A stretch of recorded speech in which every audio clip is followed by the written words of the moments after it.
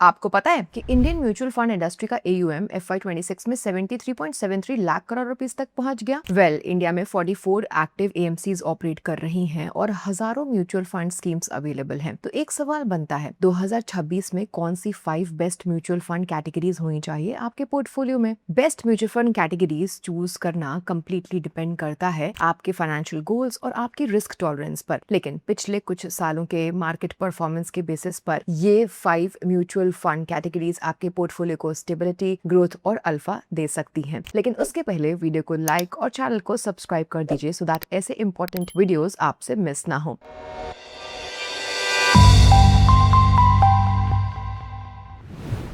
हमारी लिस्ट का पहला म्यूचुअल फंड कैटेगरी है flexi cap funds. Flexi cap funds equity fund category के स्विस आर्मी नाइफ जैसे होते हैं। इन्हें इन्वेस्टर्स के कोर पोर्टफोलियो में मस्ट हैव फंड्स माना जा सकता है क्योंकि ये लार्ज कैप, मिड कैप और स्मॉल कैप स्टॉक्स में इन्वेस्ट करने की फ्लेक्सिबिलिटी देते हैं। ये गो एनीवेयर इक्विटी फंड्स होते हैं क्योंकि ये लार्ज कैप, मिड कैप और स्मॉल कैप स्टॉक्स में इन्वेस्ट करते हैं बिना किसी फिक्स्ड एलोकेशन के। फॉर एग्जाम्पल, अगर स्टॉक मार्केट वॉलेटाइल हो जाए, जैसे कि अर्ली 2026 में देखा गया, तो फंड मैनेजर आपका पैसा स्टेबल लार्ज कैप स्टॉक्स में एलोकेशन बढ़ा देते हैं जिससे लॉसेस से प्रोटेक्शन मिल सकती है। वहीं अगर मिड और स्मॉल कैप कंपनीज में रैली आती है तो फंड ऑलरेडी इन सेगमेंट्स में इन्वेस्टेड होता है जिससे ग्रोथ अपॉर्चुनिटीज कैप्चर की जा सकती हैं। अब थ्योरी में तो flexi cap funds large, mid और स्मॉल कैप स्टॉक्स में इन्वेस्ट कर सकते हैं, लेकिन रियलिटी में काफी flexi cap funds mainly large cap companies पे एलोकेशन ज्यादा करते हैं। ये टफ मार्केट कंडीशंस में आपके म्यूचुअल फंड पोर्टफोलियो का कोर बंद करके स्टेबिलिटी दे सकते हैं। लेकिन सवाल ये है कि काफी फ्लेक्सी कैप फंड्स का एलोकेशन लार्ज कैप स्टॉक्स में ज्यादा क्यों होता है? इसका सिंपल सा जवाब है लिक्विडिटी और पोर्टफोलियो वॉलेटिलिटी मैनेज करना।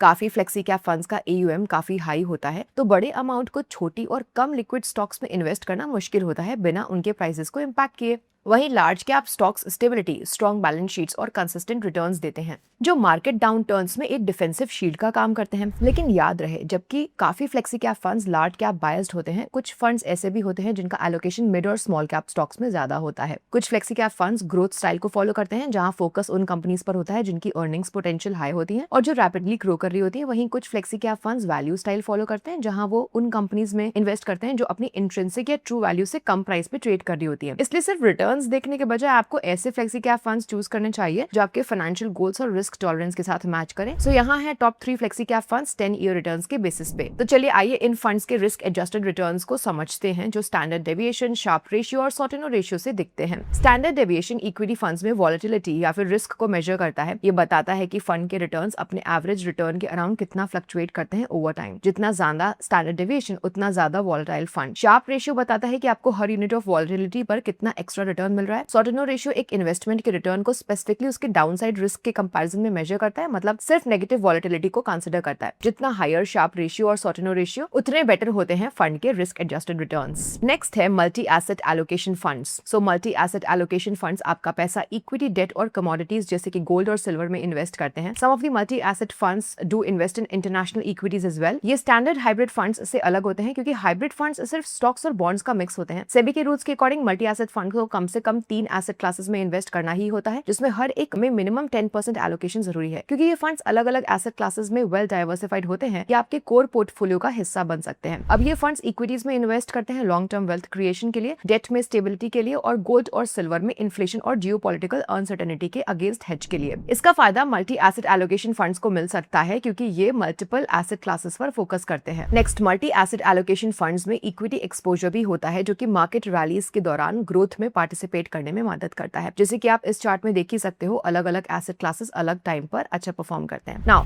यहाँ आप देख सकते हैं कि जब भी इक्विटी मार्केट करेक्शन फेज से गुजरे हैं, गोल्ड ने पोर्टफोलियो को डाउनसाइड रिस्क से प्रोटेक्ट करने में मदद की है और ओवरऑल पोर्टफोलियो रिटर्न्स को भी एनहांस किया है। साथ ही ये भी नोट करिए कि कुछ मल्टी एसेट एलोकेशन फंड्स में फॉरेन स्टॉक्स का एक्सपोजर भी होता है। DSP multi asset allocation fund, Nippon India multi asset allocation fund, Invesco India multi asset allocation fund, बंधन मल्टी एसेट एलोकेशन फंड। ये है top 3 multi asset allocation fund 10 year returns के basis पे। अब चलिए अगले म्यूचुअल फंड कैटेगरी पे आते हैं। ये है लार्ज और मिड कैप फंड। इन फंड्स में minimum 35% allocation large cap stocks में होता है और कम से कम 35% मिड कैप स्टॉक्स में। इससे आपको डबल बेनिफिट मिल सकता है, जहां लार्ज कैप स्टॉक्स स्टेबिलिटी देते हैं और मिड कैप स्टॉक्स ग्रोथ का पोटेंशियल देते हैं। इसलिए ये फंड्स आपके कोर पोर्टफोलियो का हिस्सा बन सकते हैं। यहाँ है top 3 large and mid cap funds 10 year returns के बेसिस पर। ये हैं लार्ज और मिड कैप फंड्स के रिस्क एडजस्टेड रिटर्न्स। अब चलिए एक और इंपॉर्टेंट म्यूचुअल फंड कैटेगरी पे आते हैं जो कि है इंटरनेशनल फंड्स। तो इंटरनेशनल फंड्स पर क्यों ध्यान देना चाहिए? वेल, इंडियन इन्वेस्टर के लिए इंटरनेशनल म्यूचुअल फंड्स में इन्वेस्ट करना सिर्फ हायर रिटर्न्स के लिए नहीं होता, बल्कि ये एक स्ट्रेटेजिक मूव होता है जो कि आपके पोर्टफोलियो को कंट्री स्पेसिफिक रिस्क से बचाने में मदद कर सकता है। अब इंटरनेशनल फंड्स के भी काफी टाइप्स होते हैं जो कि यूएस, चाइना, ताइवान और यूरोपियन स्टॉक मार्केट्स पर फोकस करते हैं, लेकिन काफी एक्सपर्ट्स रेकमेंड करते हैं कि आप उन इंटरनेशनल फंड्स में इन्वेस्ट करिए जो कि यूएस स्टॉक मार्केट्स पर फोकस करते हैं। तो इंटरनेशनल फंड्स में इन्वेस्ट करने से आपको ऐसी इंडस्ट्रीज का एक्सेस मिलता है जो कि अभी इंडिया में अवेलेबल नहीं है। कॉन्टेक्स्ट के लिए Indian equity global listed market का सिर्फ लगभग 4.5% हिस्सा है। जैसे आप यहाँ देख सकते हो, निफ्टी 50 और निफ्टी 500 का S&P 500 और नास्डैक 100 के साथ लो कोरिलेशन है, जो कि डाइवर्सिफिकेशन के लिए अपॉर्चुनिटीज दे सकता है। अब काफी ऐसे इंस्टेंसेस रहे हैं जब ग्लोबल मार्केट्स ने इंडियन स्टॉक मार्केट के गिरने पर कुशन प्रोवाइड किया है। साथ ही इंडियन रुपी का यूएस डॉलर के अगेंस्ट डिप्रिशिएट होना भी इंटरनेशनल फंड से मिलने वाले रिटर्न्स को और एनहांस कर सकता है। वैल्यू रिसर्च के अकॉर्डिंग इंडियन और यूएस मार्केट्स का हिस्टोरिकली कोरिलेशन लगभग 0.5 रहा है। मतलब ये अक्सर अलग डायरेक्शंस में मूव करते हैं, जो कि डाइवर्सिफिकेशन के लिए अपॉर्चुनिटीज दे सकता है। इंटरनेशनल फंड्स में इन्वेस्ट करने से पहले ये समझ लेना जरूरी है, आरबीआई ने ओवरसीज इन्वेस्टमेंट्स पर स्ट्रिक्ट लिमिट लगाई है।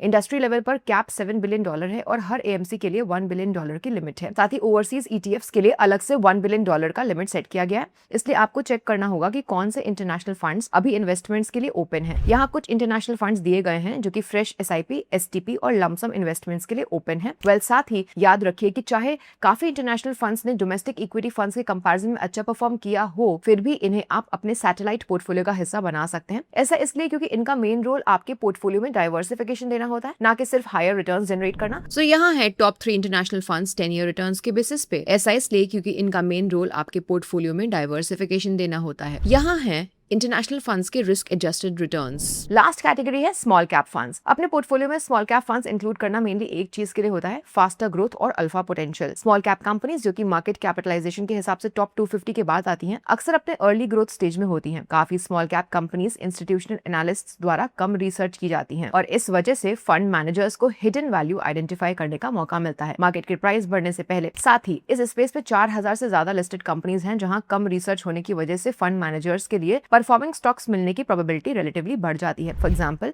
Small cap commercial services, construction, household products और टेलीकॉम इक्विपमेंट जैसे सेक्टर्स में एलोकेट करते हैं, जहां पे usually large and mid cap companies नहीं होते हैं। लेकिन स्मॉल कैप फंड्स चूज करने से पहले ये समझना बेहद जरूरी है कि हर फंड का अप्रोच अलग होता है। कुछ स्मॉल कैप फंड्स का एलोकेशन ज्यादातर स्मॉल कैप कंपनीज में होता है, कुछ फंड्स वॉलेटाइल मार्केट्स में स्टेबिलिटी के लिए लार्ज और मिड कैप कंपनीज में भी इन्वेस्ट करते हैं, और कुछ फंड्स काफी ज्यादा स्टॉक्स होल्ड करते हैं, यानी कि वेल डाइवर्सिफाइड होते हैं ताकि डाउनसाइड रिस्क कम हो, जबकि कुछ फंड्स कंसंट्रेटेड अप्रोच भी रखते हैं। यहाँ कुछ स्मॉल कैप फंड्स हैं जो इन अलग अलग अप्रोचेस को फॉलो करते हैं, पर याद रहे आपको वही स्मॉल कैप फंड चूज करना चाहिए जो आपके रिस्क प्रोफाइल के साथ मैच करे। स्मॉल कैप फंड्स जिनके पोर्टफोलियो में ज्यादा एलोकेशन है टुवर्ड्स स्मॉल कैप स्टॉक्स। सो ये है top 3 small cap funds 10 year returns के बेसिस पे। अब यहाँ इन स्मॉल कैप फंड्स के रिस्क एडजस्टेड रिटर्न्स दिए गए हैं। तो ओवरऑल देखा जाए 2026 में सही म्यूचुअल फंड कैटेगरीज चूज करना सिर्फ हाईएस्ट रिटर्न्स ढूंढने के बारे में नहीं है, बल्कि एक वेल बैलेंस्ड पोर्टफोलियो बनाने के बारे में है। फ्लेक्सी कैप फंड्स आपको फ्लेक्सिबिलिटी देते हैं डिफरेंट मार्केट कैप्स में इन्वेस्ट करने के लिए। Multi asset allocation funds diversification के थ्रू स्टेबिलिटी ला सकते हैं। लार्ज और मिड कैप फंड्स ग्रोथ और स्टेबिलिटी के बैलेंस्ड कॉम्बिनेशन दे सकते हैं। इंटरनेशनल फंड्स आपको ग्लोबल डाइवर्सिफिकेशन और कंट्री स्पेसिफिक रिस्क से प्रोटेक्शन दे सकते हैं, और स्मॉल कैप फंड्स आपके पोर्टफोलियो में हाई ग्रोथ और अल्फा पोटेंशियल ऐड कर सकते हैं। पर याद रखें कि हर कैटेगरी का रोल अलग होता है। कोर पोर्टफोलियो के लिए स्टेबिलिटी और कंसिस्टेंसी जरूरी है, जबकि सैटेलाइट एलोकेशन ग्रोथ और डाइवर्सिफिकेशन के लिए होता है। इसलिए blindly top performing funds pick करने के बजाय अपने फाइनेंशियल गोल्स, इन्वेस्टमेंट होराइजन और रिस्क टॉलरेंस के हिसाब से सही कैटेगरीज और फंड चूज करना ही लॉन्ग टर्म वेल्थ क्रिएशन का असली मंत्रा है। दोस्तों, याद रहे कि ये वीडियो सिर्फ एजुकेशनल पर्पसेस के लिए है। इसमें मेंशन किए गए फंड्स या कैटेगरी को किसी तरह की रिकमेंडेशन ना समझे। इन्वेस्टमेंट से पहले अपनी रिस्क एपेटाइट, टाइम होराइजन और गोल्स को जरूर असेस कर लीजिए। मैं मिलती हूँ आपसे अगले वीडियो में, तब तक के लिए bye bye and happy investing.